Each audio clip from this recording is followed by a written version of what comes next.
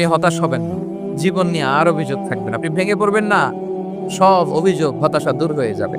আমাদের জীবনে যত হতাশা, আমাদের জীবন নিয়ে যত অভিযোগ, আমাদের মনে যত কষ্ট, আমাদের হৃদয়ের ভেতরে যত অস্থিরতা, তার মূলে হচ্ছে এই সমস্যা যে আমরা ভুলেই গেছি আমরা পরীক্ষা দিতে আসছি। এই যে আমাদের জীবন, এই জীবনের জন্য বিপদ, আপদ, পরীক্ষা, স্ট্রাগল, এটা অনিবার্য, এটা হবেই। বিপদ নাই, কষ্ট নাই, আপদ নাই, অনিশ্চয়তা নাই, স্ট্রাগল নাই, এমনকি কেউ আছে এখানে? কেউ কি হাত তুলে বলতে পারবেন যে হুজুর আমার জীবনে কোনো বিপদ নাই, অথবা আমার জীবনে কোনো দুঃখ নাই, কষ্ট নাই, কোনো স্ট্রাগল নাই, কোনো রিস্ক নাই? এরকম সৌভাগ্যবান কেউ আছেন এখানে? তাহলে জীবনের জন্য পরীক্ষা, এটা অনস্বীকার্য, হবেই হবে পরীক্ষা। পৃথিবীর জীবনটাই এমন, এভাবেই এই লাইফকে ডিজাইন করা হয়েছে। পরীক্ষা থাকবে, এখানে বিপদ থাকবে, এগুলো উত্তীর্ণ হয়ে আপনাকে যেতে হবে। চিরসুখ চিরশান্তি এটাই পৃথিবীতে হয় না। চিরসুখ এবং চিরশান্তির জায়গা হচ্ছে জান্নাত। চিরসুখ এবং চিরশান্তি কোথায়? এটা জান্নাতের বৈশিষ্ট্য। চিরসুখ চিরশান্তি, টেনশন নাই, ঝামেলা নাই, পরীক্ষা নাই, বিপদ নাই, রিস্ক নাই, স্ট্রাগল নাই। এটা হচ্ছে দ্য ফিচার্স অফ জান্নাত, জান্নাতের ফিচার। কিন্তু সমস্যা বাদে তখন যখন জান্নাতের ফিচার আমরা দুনিয়ায় খুঁজি, যেটা পাবো আমরা জান্নাতে, এটা খুঁজি কোথায়? এই তখনই সমস্যা বাদ। And this is the main problem. এটাই বড় সমস্যা। এই সমস্যার সমাধান কোথায়, এটা নিয়ে আজকে আমি কিছু কথা অ্যাড্রেস করবেন সব। তো তাহলে আসুন শুনি জান্নাতের ফিচার কি। জান্নাতের কমন একটা ফিচার হচ্ছে জান্নাতে there will be no sickness in paradise। জান্নাতে কোনো অসুস্থতা থাকবে না, চিরসুস্থ। সুবহানাল্লাহ পড়েন। চিরসুস্থ, চিরসবল, কেউ অসুস্থ হবে না জান্নাতে। জান্নাত হবে অ্যান্টি এইজিং, জান্নাতে বয়স বাড়বে না কারো, চিরযৌবনা, চিরযুবক, অ্যান্টি এজিং। আপনারা জানেন যে বর্তমান পৃথিবীতে অ্যান্টি এজিং ক্রিম পাওয়া যায় না? ক্রিম, কথা বুঝতেছেন? অ্যান্টি এজিং ক্রিম পাওয়া যায়। তারা বলে এই ক্রিম মাখলে চামড়ায় ভাঁজ পড়েন। দাম দাম আছে কিন্তু অনেক। অ্যান্টি এজিং ক্রিম লাগায়, শ্যাম্পু ইউজ করে, অ্যান্টি এজিং অয়েল আছে, এটা দিলে নাকি চামড়ায় ভাঁজ পড়ে। ইভেন ভারতের অনেক বড় একজন ব্যবসায়ী মুকেশ আম্বানি, নাম শুনছেন? যে তার ছেলের বিয়ে হয়ে গেল, তো এই মুকেশ আম্বানির স্ত্রী নীতা আম্বানি, সে কিছুদিন আগে এক বোতল গোল্ড ওয়াটার খেয়েছে, gold water, and it's cost $60,000। $60,000 দাম এক বোতল গোল্ড ওয়াটারে। কেন? ফর অ্যান্টি এজিং, যাতে বয়সের ছাপ গালে না আপনাকে। এখন বলেন, এভাবে কি আমাদের বয়সকে ধরে রাখা সম্ভব এই পৃথিবীতে? সম্ভব না, কারণ এই ফিচারটা দুনিয়ার ফিচার না, এটা জান্নাতের ফিচার। সুবহানাল্লাহ পড়েন।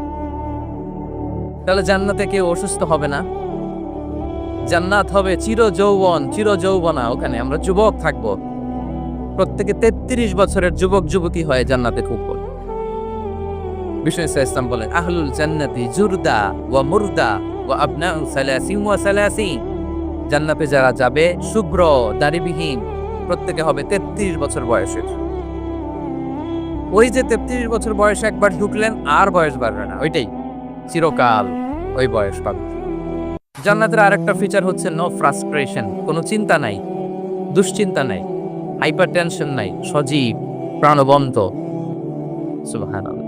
জান্নাতের আরেকটা ফিচার হচ্ছে there is no expiry date in জান্নাত। এক্সপায়ারি ডেট আছে? জান্নাতে যে ঢুকবো 7 দিনের জন্য চেক ইন, নাকি চেক ইন কয়দিনের জন্য? 7 দিন 10 দিন পরে চেক আউট করে ফেলবে, এরকম? নো এক্সপায়ারি ডেট, আজীবন। একবার এন্ট্রি পেলে বের হওয়া টেনশন নাই। আল্লাহু আকবার। তাহলে no expiry date, rather it's eternally, আজীবন থাকবেন, খালিদিনা ফিহা, চিরকাল থাকবেন। এবং জান্নাতের সবচেয়ে গুরুত্বপূর্ণ ফিচার হচ্ছে there will be no death in জান্নাত। জান্নাতে আপনার আর মৃত্যু হবে, মৃত্যুর বিদায় হবে, তার মানে আপনি অমর হবেন। তাহলে আপনি চির সুস্থ, চির সবল হবেন জান্নাতে, চির যুবক থাকবেন, প্রাণবন্ত থাকবেন, আপনি অমর হবেন, আপনি জান্নাতে মরবেন না। জান্নাতীরা যখন জান্নাতে যাবে ফেরেশতারা ডেকে বলবে, ইয়া আহলাল জান্নাতে ইন্না লাকুম আন তাসিফু ফালা তাসকামু আবাদা। জান্নাতীরা চিরকাল সুস্থ থাকবা, অসুস্থ হবা। ইন্না লাকুম আন তাশিব্বু ফালা তাহরামু আবাদা। তোমরা শাবাব থাকবা, বুড়া হবা না। ওয়া ইন্না লাকুম আন তাহিয়াউ ফালা তামুতু আবাদা। চিরকাল বেঁচে থাকবা, মরবা না। এবং সেদিন জান্নাতে মৃত্যু দেয়া হবে, মৃত্যু দেয়া হবে। ইউতাল মাউতু বিকাবশিন আমলাহ। একটা ছাগলের আকৃতিতে মৃত্যুকে আনা হবে। ফায়ুযবাকুল মাউত, মৃত্যুকে জবাই দেয়া হবে। এবার জান্নাতীরা তাকিয়ে থাকবে, ফেরেশতারা বলবে, ইয়া আহলাল জান্নাতি খুলুদুন ফালা মাউত। হে জান্নাতীরা, চিরকাল এই জান্নাতে থাকবে। তাহলে জান্নাতের ফিচার পাইছেন? এখন কোন বোকা যদি এই ফিচার দুনিয়ায় খোঁজে, পাবে না। কারণ দুনিয়ার ফিচার আলাদা। দুনিয়ার ফিচার কি? এই দুনিয়াতে বিপদ আসবে, কষ্ট আছে দুনিয়াতে, হতাশা আছে, ভয় আছে, অসুস্থতা আছে, বার্ধক্য আছে, এবং এই দুনিয়ার একটা এক্সপায়ারি ডেট আছে না? দ্য ডে ইউ ডাই, যেদিন আপনি মারা যাবেন, এটা আপনার এক্সপায়ারি ডেট। চলে যেতে হবে। এই পৃথিবীতে মৃত্যুর অস্তিত্ব আছে। সবকিছু থমকে দিয়ে, আপনাকে চমকে দিয়ে মৃত্যু চলে আসবে। ঠিক কিনা বলেন? তাহলে এগুলো হচ্ছে দুনিয়ার ফিচার। এই দুনিয়াতে বিপদ, আপদ, কষ্ট, ঝুঁকি, স্ট্রাগল, পার্থক্য, অসুস্থতা, এগুলো নিয়ে আমাদেরকে টিকে থাকতে হয়। এটা দুনিয়ার ফিচার, মিলাই ফেললে হবে না। জান্নাতের ফিচার একটা, দুনিয়ার ফিচার আরেকটা। দুনিয়াতে কষ্ট থাকবে, বিপদ আপদ থাকবে। এই দুনিয়ার ফিচারটা আল্লাহ তাআলা কোরআনের একটা আয়াতে খুব চমৎকার ভাবে উল্লেখ করেছেন। সেটা দিয়েই আমি আলোচনা শুরু করেছি। আল্লাহ তাআলা ইরশাদ করছেন, ওয়ালা নাবলুওয়ান্নাকুম বিশাইইম মিনাল খাউফি ওয়াল জু'i ওয়া নাকসিম মিনাল আমওয়ালি ওয়াল আনফুসি ওয়াস সামারাত ওয়া বাশশিরিস সাবিরিন। আল্লাহ তাআলা বলছেন, অবশ্যই আমি তোমাদেরকে পরীক্ষা করব, ভয় দিয়ে, ক্ষুধা দিয়ে, সম্পদের ঘাটতি দিয়ে, আতঙ্ক দিয়ে, প্রাণনাশ দিয়ে, ফল ফসলের হানি দিয়ে পরীক্ষা করবে। কিন্তু এই পরীক্ষায় যারা উত্তীর্ণ হবে, যারা সবর ইখতিয়ার করবে, ওয়াবাশশিরিস সাবিরিন, ধৈর্যশীলদের জন্যই হচ্ছে সুসংবাদ। আলহামদুলিল্লাহ পড়ে। তাহলে সম্মানিত সুধী, আমরা বুঝতে পারলাম এই পৃথিবীর ফিচার হচ্ছে এখানে বিপদ থাকবে, বিপদ ছাড়া কেউ থাকবে না। স্ট্রাগল থাকবে, কষ্ট থাকবে, ঝুঁকি থাকবে, রিস্ক থাকবে, এবং নানা ধরনের বিপদ আপদ দিয়ে আল্লাহ তাআলা আমাদেরকে পরীক্ষা করবেন। এটা মাস্ট, এটা আমাদের মাইন্ডসেটে নিয়ে নিতে হবে। মাইন্ডসেটে এটা ক্লিয়ার থাকতে হবে। চিরসুখ, চিরশান্তি এই দুনিয়াতে মিলবে। কোথায় মিলবে তাহলে এটা? তাহলে বিপদ আসবেই, আপদ আসবেই, পরীক্ষা থাকবেই আমাদের জীবন। তবে ইন্টারেস্টিংলি মজার বিষয় হচ্ছে, পরীক্ষাটা এক একজনের এক এক রকম। পুরো পৃথিবীটা একটা পরীক্ষা ক্ষেত্র, কিন্তু কারো প্রশ্নপত্রের সাথে কারো প্রশ্নপত্রের কোনো মিল নাই। সুবহানাল্লাহ। আমার পরীক্ষা একরকম, আপনার পরীক্ষা আরেক রকম, ওই ভাইয়ের পরীক্ষা আরেক রকম, ওনারটা আরেক রকম। সবাই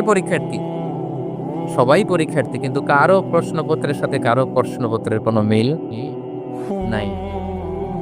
কারোর জন্য পরীক্ষা হচ্ছে সে খুব অসুস্থ, প্রচন্ড অসুস্থতা, তার জন্য পরীক্ষা। ক্যান্সারের রোগী, দুরারোগ্য ব্যাধি, ডক্টর বলছে 4th স্টেজে চলে আসছে, কয়েক মাস বাঁচতে পারে, এটা তার জন্য পরীক্ষা। আবার কারো দেখবেন যে খুব একটা অসুস্থতা নাই, অসুস্থতার ঝামেলা নাই, কিন্তু তার দারিদ্রতা আছে, তার আর্থিক অনটন, এটা তার জন্য পরীক্ষা। আবার কারো দেখবেন অসুস্থতাও নাই, দারিদ্রতাও নাই, তার দাম্পত্য জীবনের সমস্যা আছে না নাই? অনেকে দেখবেন এগুলো কোনোটাই সমস্যা না, তার ছেলে কথা শোনে না, মাদকাসক্ত, রিহ্যাবে পাঠায়, আবার আসে, আবার গাঁজা খাওয়া শুরু করে, আছে না নাই বলেন? দেখেন তার পরীক্ষাটা আবার আলাদা। অনেকের দেখবেন মেয়ে বাবার কথা শোনে না। আবার অনেকের দেখবেন যে ব্যবসায় সমস্যা, লসের পর লস, লাভ উঠাতে পারে না। তাহলে পরীক্ষা ছাড়া, বিপদ আপদ ছাড়া দুনিয়াতে কেউ নাই, কেউ নাই প্রিয় ভাইরা। এটা আমাদের মাথায় রাখতে হবে। পরীক্ষা আপনাকে দিতেই হবে, পরীক্ষা দিয়ে দিয়ে নিজেকে প্রমাণ করতে হবে। আর এক একজনের পরীক্ষাটা এক এক রকম, কারো পরীক্ষার সাথে কারো পরীক্ষার কোনো মিল থাকবে না। তো মাঝে মাঝে আমরা এটা ভুলে যাই। আল্লাহ তাআলা কালামে পাকে রিমাইন্ডার দিয়ে আমাদেরকে স্মরণ করিয়ে দিতে চান যে এই পৃথিবীতে আসলে তোমরা এসেছো পরীক্ষা দিতে। এটাই জীবনের বড় বাস্তবতা। আমাদের জীবনে যত হতাশা, আমাদের জীবন নিয়ে যত অভিযোগ, আমাদের মনে যত কষ্ট, আমাদের হৃদয়ের ভেতরে যত অস্থিরতা, তার মূলে হচ্ছে এই সমস্যা যে আমরা ভুলেই গেছি আমরা পরীক্ষা দিতে আসছি।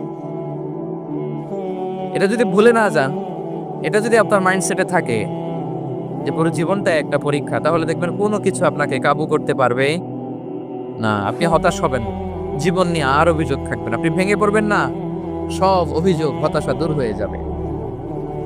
তারপরে বুঝতে পারলাম পরীক্ষা আপনাকে দিতেই হবে।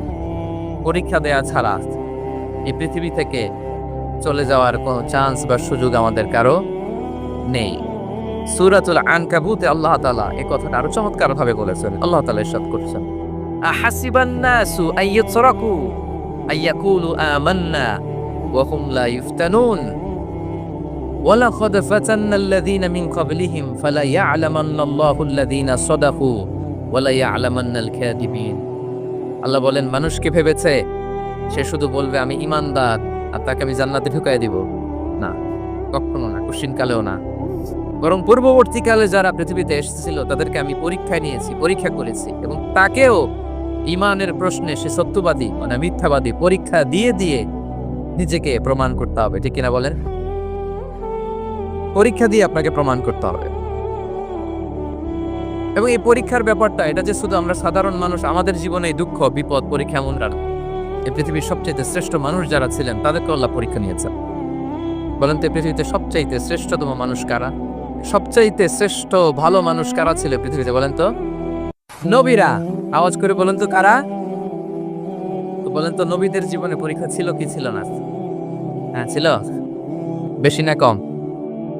বিষ্ণু ইসলামকে জিজ্ঞাসা করা হলো, আইয়ুন নাসি আসাদ্দু বালাআন ইয়া রাসূলুল্লাহ, হে আল্লাহর রাসূল, এই পৃথিবীতে কাদের জীবনে পরীক্ষা বেশি? বিষ্ণু ইসলাম বললেন, আল আম্বিয়া, নবীদের জীবন। আল আম্বিয়া সুম্মাল আমসাল ফাল আমসাল, সবচেয়ে জীবনে পরীক্ষার সম্মুখীন সবচেয়ে বেশি হয়েছেন নবীরা। তারপরে নবীদের পরবর্তী অবস্থান যাতে সিদ্দিকিন যারা, সোহাদা যারা, সলিহিন যারা, আল্লাহওয়ালা যারা, তাদের জীবনে পরীক্ষা বেশি। ইউবতালার রাজুলু আলা হাসাবি দীনি, ব্যক্তির দিনদারি যত বেশি তার জীবনে আল্লাহর পরীক্ষাও তত বেশি। আপনি আল্লাহওয়ালা হবেন, আপনার জীবনে পরীক্ষাও অনেক বেশি। এজন্য ইমানদার হওয়া যেমনি মর্যাদার, ইমানদারের জীবনে পরীক্ষাও হবে অনেক বেশি। এবং পরীক্ষা যত বড়, খেয়াল রাখতে হবে, মন খারাপ করার কোনো সুযোগ নেই। পরীক্ষা যার জীবনে যত বড়, সেটাতে সফল হতে পারলে ওটার প্রতিদানও বড় দেব। পরীক্ষা যত বড়, এটাতে সাকসেস হতে পারলে এটার রিওয়ার্ডও তত বড়। বিষ্ণু ইসলাম বলেন, ইযামুল জাযাই মা ইযামিল বালা, বালা যত বড় জাযাও তত বড়, প্রতিদানও তত বড়। কারণ নবীদের জীবনে যদি খেয়াল করেন দেখবেন, যেই নবীর জীবনে পরীক্ষা যত বেশি সেই নবীর জীবনে সফলতাও তত বেশি। সাইয়েদানা ইব্রাহিম আলাইহিস সালামের কথাটা একটু খেয়াল করেন তো, বলেন তো ওনার জীবনে পরীক্ষা কেমন ছিল, বেশি না কম? ওনার জীবনের পরীক্ষা থেকেই তো আমরা এই শব্দটা ব্যবহার করি, আমরা বলি অগ্নি পরীক্ষা। কি বলি? মানে আগুনে নিক্ষেপ করা হয়েছে সাইয়েদানা ইব্রাহিম আলাইহিস সালামকে। তাও স্বাভাবিকভাবে না, উলঙ্গ করে, নেকেট করে ওনাকে অপমানিত করবার জন্য ওনার গায়ের জামা কাপড় খুলে উলঙ্গ অবস্থায় আল্লাহর খলিল সাইয়েদানা ইব্রাহিম আলাইহিস সালামকে অগ্নিকুণ্ডে নিক্ষেপ করা হয়েছিল। এরকম এক্সপেরিয়েন্স এই অডিটোরিয়ামের ভেতরে আমাদের কখনো হয়েছে? তাহলে সাধারণ মানুষের জীবনের পরীক্ষা আর নবীদের জীবনের পরীক্ষার মধ্যে পার্থক্য আছে না নাই? ওই পরীক্ষায় উনি পাশ করে ফেললেন। ৮৬ বছর পর্যন্ত আল্লাহর কাছে দোয়া করলেন, আল্লাহ আমাকে একটা নেককার সন্তান দাও। আল্লাহ সন্তান দেয় না। ৮৬ বছর পরে আল্লাহ তাআলা সাইয়েদানা ইব্রাহিম আলাইহিস সালাম এবং হাজারের ঘরকে উজালা করে সন্তান দিলেন। সাইয়েদনা ইসমাঈল আলাইহিস সালাম পৃথিবীতে আসলেন কত বছর বয়সে? 86 বছর বয়সের এখানে কেউ আছেন? হ্যাঁ, আছি আমরা কেউ? নাই। 86 বছর বয়সে প্রথম সন্তান পেয়েছে। তাদের ঘরকে উজালা করে আল্লাহর নবী সাইয়েদনা ইসমাঈল আলাইহিস সালাম আসলেন। এবার আল্লাহ বললেন, যাও স্ত্রীকে আর এই কলিজার টুকরার সন্তানকে থাকো তো প্যালেস্টাইনে, প্যালেস্টাইন থেকে 1,500 কিলোমিটার দূর দ্য ব্যারেন ল্যান্ড, ওই মক্কার ধুধু মরু প্রান্তরে রেখে আস, যেখানে কেউ নাই, মানুষ নাই, গাছ নাই, পাখি নাই, পানি নাই, যাও রেখে আস। আচ্ছা বলেন তো, 86 বছর পরে যে লোকটা সন্তান পেল, বুঝেশুন উত্তর দিয়েন, 86 বছর পরে যে লোকটাকে আল্লাহ তাআলা সন্তান দিল, তার হৃদয়ে ওই সন্তানের জন্য মায়া বেশি না কম? এমনি তো আমাদের প্রথম সন্তানের হিস্ট্রিটা একটু খেয়াল করেন তো। প্রথম আমাদের যে মেয়ে হয়েছিল বা যাদের ছেলে হয়েছিল, তার প্রতি আদর, সোহাগ, দরদ, ভালোবাসা, আল্লাহ কত ছিল। 86 বছর বয়স আল্লাহ তাআলা ওনাকে সন্তান দিলেন, দিয়ে বললেন যাও হাজারকে আর ইসমাঈলকে মক্কার ধুধুমরু প্রান্তরে রেখে আস। আল্লাহ তাআলা বলতে দেরি, চলে যেতে দেরি নাই, মুহূর্তে উনি রওনা হয়ে গেল। সুবহানাল্লাহ বলবেন না? রেখে আসলেন মক্কার ধুধুমরু প্রান্তরে। এবার আল্লাহ বললেন, যাও রিটার্ন ব্যাক টু প্যালেস্টাইন, প্যালেস্টাইনে চলে যাও। চলে গেল, হৃদয়টা ভেঙে খান খান। অনেক বছর পরে আল্লাহ তাআলা আবার অনুমতি দিলেন, যাও এবার ছেলেকে রেখে আসতে পারো, যাও প্যালেস্টাইন থেকে আবার মক্কায় যাও। সাইয়েদনা ইব্রাহিম আলাইহিস সালাম প্যালেস্টাইন থেকে আবার 1,500 কিলোমিটার পথ পাড়ি দিয়ে, এখনকার মতো ফ্লাইটে যায় না, গাড়িতেও না, উটে কিসে করে। উনি যে কতবার মক্কা থেকে ফিলিস্তিন এসেছেন আর গিয়েছেন, ইয়ত্তা নেই। গেলেন, এবার ছেলেটা হাঁটতে পারে, দৌড়াতে পারে, একটু একটু কথা বলতে পারে, আব্বা আব্বু ডাকতে পারে। কেমন মায়া লাগে বলেন তো? মায়া ভালোবাসায় যখন টইটম্বুর, ঠিক ওই মুহূর্তে আল্লাহ বলেন ছেলেকে জবাই করো, জবাই করো ছেলে।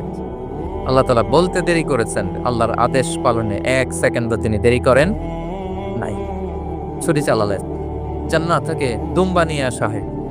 এভাবে আল্লাহর নবী ইব্রাহিম আলাইহিস সালাম ওনার জীবনের প্রতিটি ক্ষেত্রে যেখানে আল্লাহ তাআলা ওনাকে পরীক্ষা নিয়েছেন, উত্তীর্ণ হয়েছেন। এবং দেখেন ওনাকে আল্লাহ তাআলা কি উপহার দিলেন, আল্লাহ তাআলা ওনাকে খলিলুল্লাহ উপাধি দিলেন, আল্লাহর বন্ধু। সুবহানাল্লাহ বলে। আল্লাহ তাআলা বলছেন, ওয়া ইযিবতালা ইব্রাহিমা রাব্বুহু বিকালিমাতিন ফাআতাম্মাহুন ক্বালা ইন্নী জাঈলুকা লিন-নাসি ইমামা। আল্লাহ অনেকগুলো পরীক্ষা নিয়েছিলেন সাইয়েদনা ইব্রাহিম আলাইহিস সালাম, প্রতিটা পরীক্ষায় সাকসেসফুলি পাস করেছেন, গোল্ডেন এ প্লাস।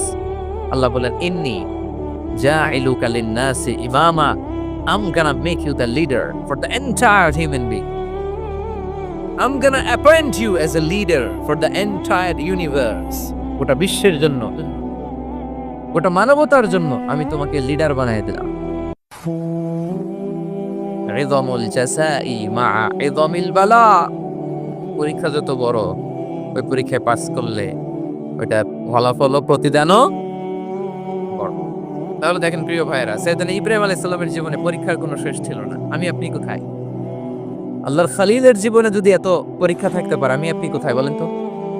এবার বলেন, সাইয়েদনা মূসা আলাইহিস সালাম, ওনার জীবনে তো কোনো পরীক্ষার ছিল না। গুণে শেষ করতে পারবেন? জন্মটাই তো হয়েছে পরীক্ষার মধ্য দিয়ে।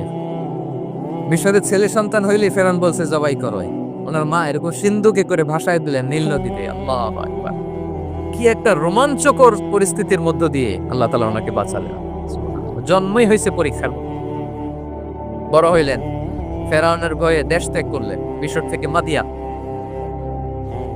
আবার আল্লাহর আদেশে যখন ফিরে আসলেন, আবার ফেরাউনের সাথে তর্ক বিতর্ক, যুদ্ধ। একটা রাত আল্লাহ নবী মুসা আলাইহিস সালাম শান্তি মতো মিশরে ঘুমাতে পারেনি। একটা রাত শেষ পর্যন্ত এই ফেরাউন মুসা আলাইহিস সালামকে ধাওয়া করেছে। ফেরাউনের ধ্বংসের আগ পর্যন্ত সে মুসা আলাইহিস সালামকে ধাওয়া করেছে। তার মানে মুসা আলাইহিস সালাম এই বিপদ আপদ পরীক্ষা এগুলো থেকে মুক্তি পান নাই। এবার বলেন ঈসা আলাইহিস সালামের কথা, ওনার জীবনে তো পরীক্ষা ছিল না। কি পরীক্ষা ছিল? হ্যাঁ, আল্লাহু আকবার। Same scenario, goes to the biography of every messenger in the world. সব নবীর ক্ষেত্রে একই ঘটনা ঘটেছে। সাইয়েদনা ঈসা আলাইহিস সালাম দাওয়াত যখন দিলেন, ওনার বিরোধিতা শুরু হলো, ওনাকে হত্যার ষড়যন্ত্র হলো, ইভেন কি ওনাকে মারার জন্য বনি ইসরায়েলেরা উদ্ধত হলো, জানে বাঁচবার জন্য পালালেন, এক ঘরে ঢুকলেন, চারদিক দিয়ে ঘেরাও করলো, উনি দরজা জানালা লাগাই দিলেন। ওরা বললো একজন দরজা ভেঙে জানালা ভেঙে ভিতরে ঢুকে দেখো বেটা ঈসা কি করে। একজন ভিতরে ঢুকছে, ঢুকার সাথে সাথে বল রাফাআহুল্লাহু ইলাইহি, আল্লাহ তাআলা ঈসা আলাইহিস সালামকে উপরে উঠায় নিলেন। আর যেই লোকটাকে তারা ভিতরে ঢুকালো তার চেহারাকে আল্লাহ তাআলা ঈসা আলাইহিস সালামের চেহারার মতো করে। এবার তার বাইরের সাথীরা বলে ঘটনা কি, বেটা ঈসাও বেরোয় না, আমাদের লোকটাও বেরোয় না, সবাই ঢুক। দরজা ভেঙে ভেতরে ঢুকে দেখে ঈসা দাঁড়ায় আছে। বলেন তো এটা ঈসা না মিসা? এটা কি আসল ঈসা? ওমা কতালু ওমা সলাবু ওয়ালাকিন শুব্বিহা লাহুম। আল্লাহ বলে তোমরা আমার নবী ঈসাকে হত্যাও করতে পারো নাই, শুলেও চড়াতে পারো নাই, আমি সেফটি সিকিউরিটি দিয়ে আমার নবী ঈসা আলাইহিস সালামকে আকাশে তুলে নিয়েছি। তাহলে ওনার জীবনও পরীক্ষার শেষ ছিল না। এবার যদি আমরা বিশ্বনবী সাল্লাল্লাহু আলাইহি ওয়াসাল্লামের জীবনের দিকে তাকাই, ওনার জীবনটা দেখেন তো। আমাদের প্রিয় নবী বিশ্বনবী মুহাম্মদুর রাসূলুল্লাহ সাল্লাল্লাহু আলাইহি ওয়াসাল্লাম, ওনার জীবনে কি স্ট্রাগল ছিল? স্ট্রাগল মাক্কি জীবনের কথা যদি একটু খেয়াল করেন, দেখেন তো 3 বছর শিয়াবে আবি তালেবে জেল কেটেছেন, না খেয়েছিলেন। ওনার বংশের লোকেরা প্রথমে ছাগল খেয়েছে, ছাগলগুলো যখন শেষ, ছাগলের চামড়াগুলো শুকিয়ে ওইটা খাইছে। গাছের পাতা ছাল এগুলো খেয়ে খাবারের অভাবে বেহুশ হয়ে পড়ে থাকতো কারা। না খেয়ে কয়দিন ছিলেন আপনি? আমি কয়দিন ছিলাম না খেয়ে? মনেই তো পড়ে না না খেয়েছিলাম কিনা কোনোদিন। এ হচ্ছে মাক্কি জীবন। মেন্টালি প্রেসার দেয়া হয়েছে। বিশ্বনবীর চাচা আবুল আহাব তার 2 ছেলে উতবা আর উতাইবা, এদের সাথে বিয়ে দিয়েছিলেন 2 মেয়ের। যখন দাওয়াত দেওয়া শুরু করলেন 2 মেয়েকে ডিভোর্স দিয়ে দিল। দেখেন একটা বাবার জন্য প্রাপ্তবয়স্কা মেয়েকে যখন উঠায় নেওয়ার আগে ডিভোর্স দেয়, তার মানসিক অবস্থাটা কেমন থাকে বলেন? মেন্টালি প্রেসারাইজ করা হয়েছে, ফিজিক্যালি হ্যারাস করা হয়েছে। বিষ্ণু ইসলাম যখন নামাজে দাঁড়াতেন, কোটের পচা নারী ভুড়ি বিষ্ণুনবীর কাঁধে চাপিয়ে দেয়। আরো কি আপনার জীবনে এরকম ঘটছে কখনো? আপনি নামাজ করতেছেন, কোটের পচা নারী ভুড়ি আপনার কাঁধে চাপিয়ে দেওয়া হয়েছে। কয়দিন হয়েছে এরকম? কয়দিন হয়েছে? হ্যাঁ, তারপরে তো আলহামদুলিল্লাহ বেরোয় না মুখ দিয়ে। কেমন আছেন হুজুর? কইেন না, বেশি একটা সুবিধার না, তাই না? বেশি একটা একটু মিলাবেন। কতটুকু পরীক্ষা আমরা দিয়েছি। তায়েফে গেলেন বিশ্বনবী, তায়েফে গেছিলেন জমির বায়না দিতে, তাই না? জমি কিনবে তায়েফে। তায়েফবাসীদেরকে জাহান্নামের আগুন থেকে বাঁচাতে গিয়েছিলেন, নিজের জন্য না। সেখানে তায়েফের ছেলেরা পাথর মেরেছে বিষ্ণু ইসলামের গায়ে। এত শুভ্র দেহ ছিল, চেহারা ছিল, বিষ্ণুনবীর গা দিয়ে ঝরঝর করে রক্ত ঝরেছে। ফিজিক্যাল হ্যারাসমেন্টের শিকার হয়েছেন বিষ্ণু ইসলাম। যখন যেদিন বিষ্ণু ইসলামকে হত্যার ষড়যন্ত্র করা হলো, আল্লাহ তাআলার আদেশে তিনি মক্কা থেকে মদিনা হিজরত করলেন। মদিনাতে যে একটা রাত, 7ম হিজরির আগ পর্যন্ত শান্তিতে ঘুমাতে পারেন নাই। 3 দিকে 3 ইহুদি বসতি, বনু কাইনুকা, বনু নদীর, বনু কুরাইজা। খাওয়ার মধ্যে বিষ মিশিয়ে দেয়া হয়েছিল বিষ্ণু ইসলামের। বাজুর, খাসির বাজুর রান পছন্দ করতেন। এক ইহুদি মহিলা বিষ্ণু ইসলামের ওই রানের মধ্যে বিষ মিশিয়ে দিয়েছিল। ওই বিষের যন্ত্রণায় মৃত্যুর আগ পর্যন্ত বিষ্ণুনবী কাতরাতেন, এবং উনি ইন্তেকালের সময় ওই বিষের ব্যথা যন্ত্রণাতেই ইন্তেকাল করেছেন। বিষ্ণুনবীর ইন্তেকালটা শাহাদাতের ইন্তেকাল ছিল। বিষ্ণু ইসলাম বলেছেন, ওই যে খায়বার এলাকার ওই মহিলা যে আমার খাবারে বিষ মিশিয়েছিল, সেই বিষের যন্ত্রণা, বেদনা, কষ্ট আমি অনুভব করছি।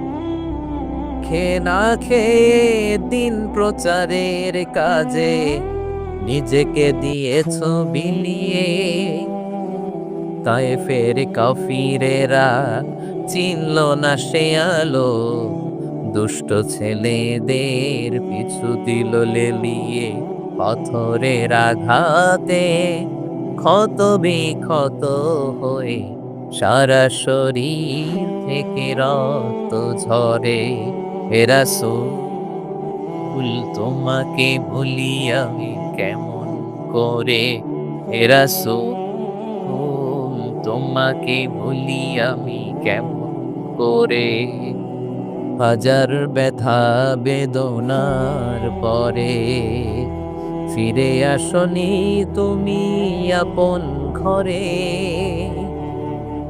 দিনের আলো তুমি ছড়িয়ে দিতে চলে গেলে মদিনায় মক্কা ছেড়ে, হে রাসূল তোমাকে ভুলি আমি কেমন করে, হে রাসূল তোমাকে ভুলি আমি কেমন করে।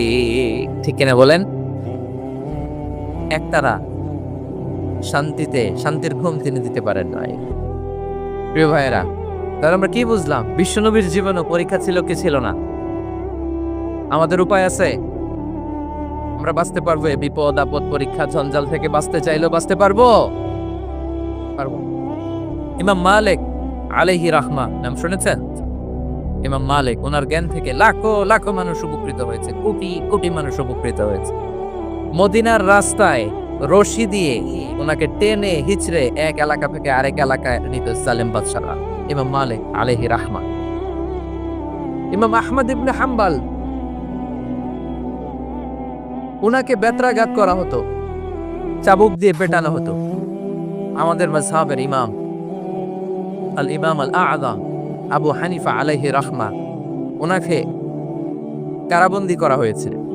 তার মানে দেখেন, যত বড় বড় স্কলার, যত বড় বড় মাশায়েখ, এমনকি আম্বিয়া আলাইহিমুস সালাম, ওনারাও পরীক্ষা বিপদ আপদ থেকে রেহাই পাইছে। তাহলে আপনি আর আমি পাবো? বলেন তো।